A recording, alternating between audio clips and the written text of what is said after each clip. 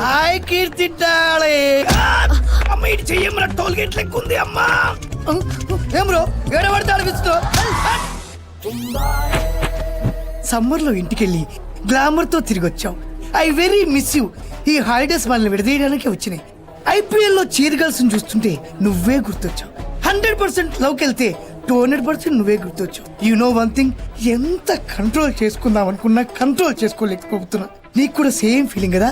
కమాన్ చెప్పే, విప్పే, open up, కమాన్.